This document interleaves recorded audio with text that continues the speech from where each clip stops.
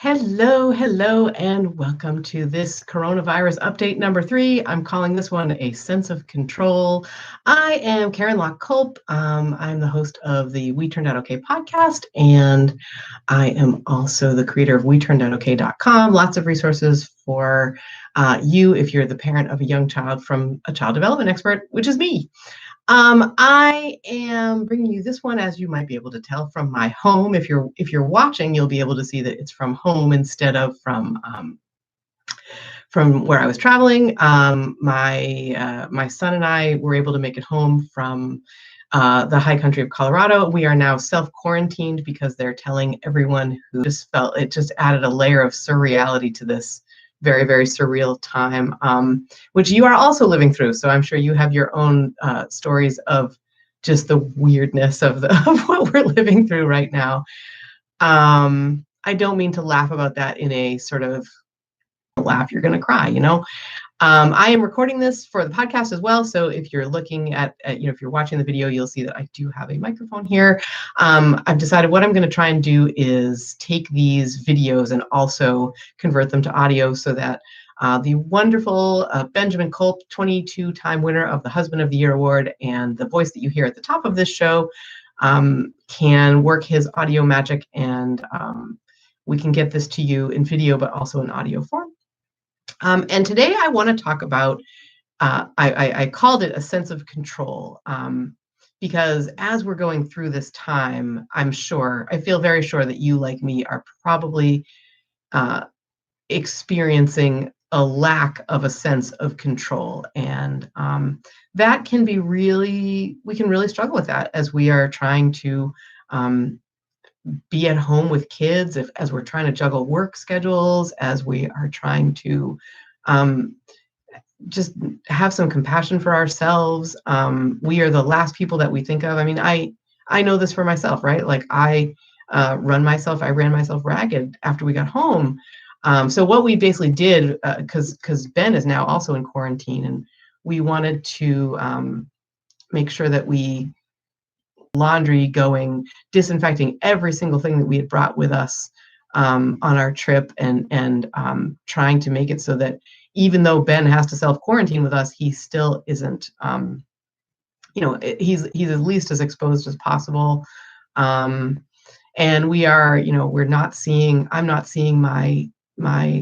much compassion I feel for you. Just the hugs are coming through the computer screen, right? They're coming through the audio for you, because I want you to know that I'm right there with you. If you want to think of me as kind of holding your hand, maybe we're standing together and holding hands as we are going through our day and our life.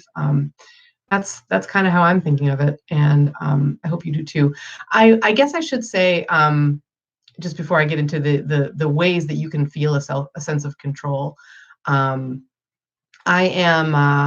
probably going to be changing up of sort of more at the moment thinking. I feel like if I'm going to record and then something's not going to go up for a month, the whole landscape can be changed. My son and I went away in early March, and in the week and a half that we were away, the entire landscape had changed. Everything in the United States had changed in terms of as we flew back, entire states were shutting down their restaurant and bar kind of industries, which, I mean, that was unthinkable when we went out there only 10 days before. So I'm going to be doing more sort of like immediate podcast episodes and recordings. And what I would really, really love is to have your input on that. So like, what's bothering you right now? What's on your mind in terms of your kids, in terms of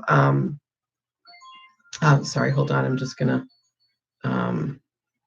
shut that off because it's ringing. There we go. Sorry about that. I didn't realize I brought my phone in here. So what's on your mind in terms of getting through this time? All on the way up to, like, how can we deal with this monumental wave that's coming at us? I really want to give you the kind of programming that you need and want. And the best way that I can think of to do that is to ask you what you want me to talk about, and I will talk about it. Of me, if you're in the Ninja parenting community, by the way, I am going to create a special forum in our forums that's basically called coronavirus. I'm putting every one of these updates in there.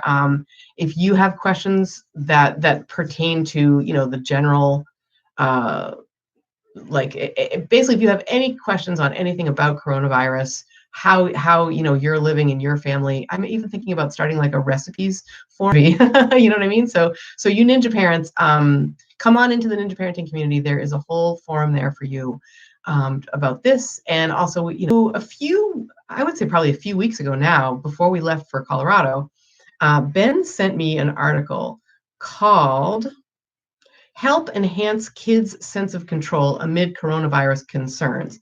And it's by Ned Johnson of the Washington Post. And I'm going to link to it in the show notes.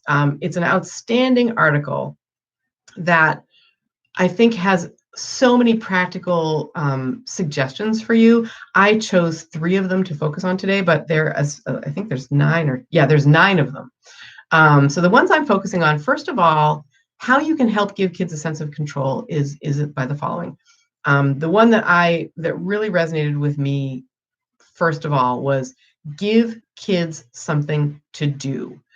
Ned writes, parents want to make kids feel safe, but it's better if we make them feel brave.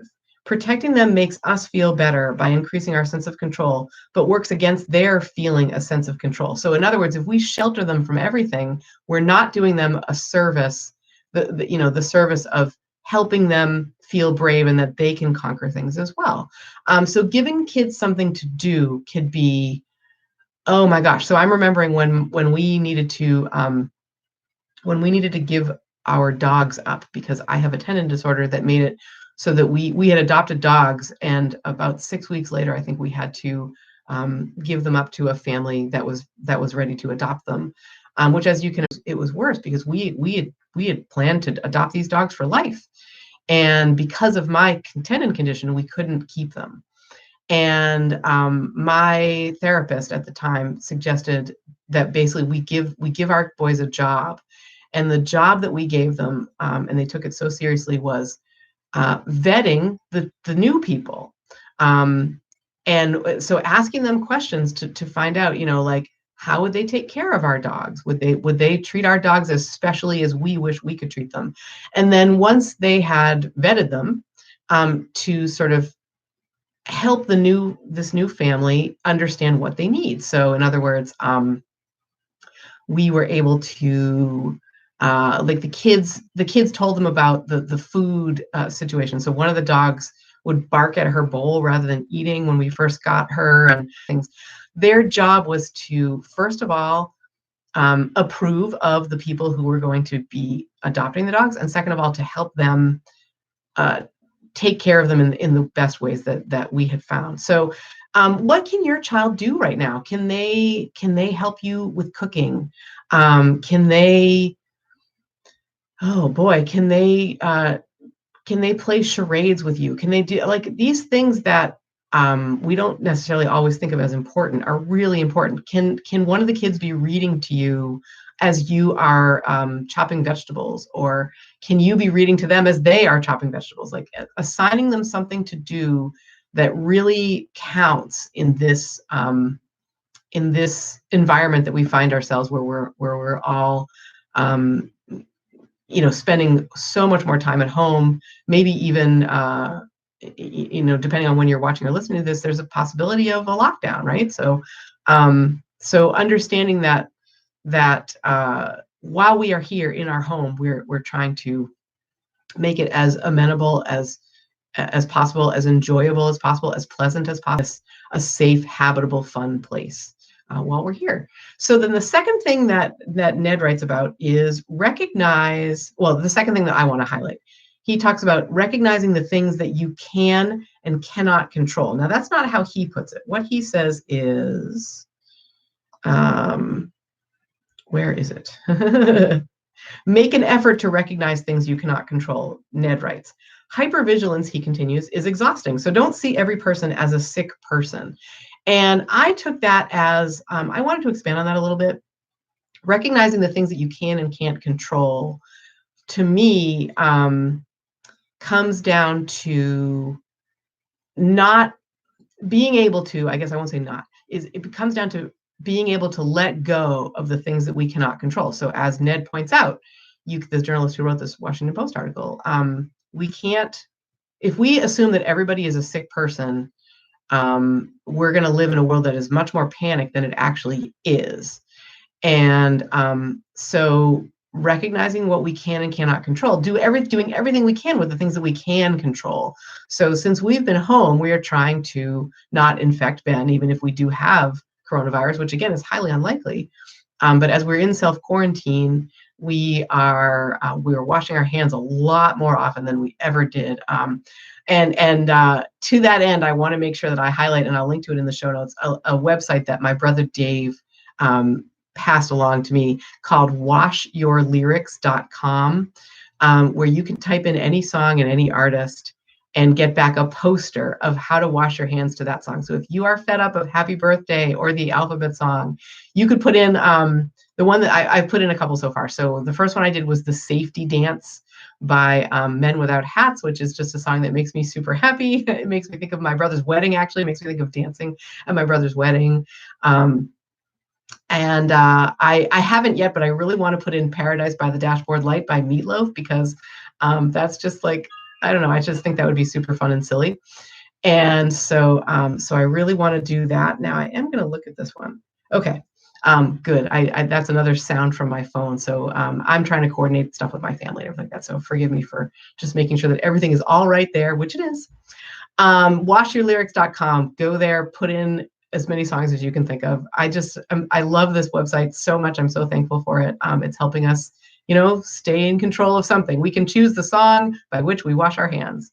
And then so recognizing what you can and can't control, trying to focus on what you can control, and letting go of what you cannot control. And I guess the other thing I wanted to say about that is Cold Shelf. And they called me yesterday and they said, okay, so we are going to be open for the next, this day and the next day, basically, for anyone who wants to pick up holds. And the way we're doing it is, because the library's closed, no one can get into the library except the employees. So what they're doing, you go to the bench and you get your books. So, and I was able to yesterday, I mean, this just speaks to just the kindness of people, right? I spent, 10 or 15 minutes on the phone with a librarian who was walking around pulling books so that they could be checked out to my account and then could go on the hold shelf for me, so that when we showed up, we were able to pick up all those books. So I got a bunch of Dungeons and Dragons books for my 15-year-old, and I got a couple knitting books, and I got just some fiction that I've been really wanting to read. I was so appreciative of that. So to me, it's more than recognizing what you can and cannot control. It's, here are amazing people. And then the thought I wanted to leave you with was this. So I have this inspirational calendar that one of my dear friends gave me.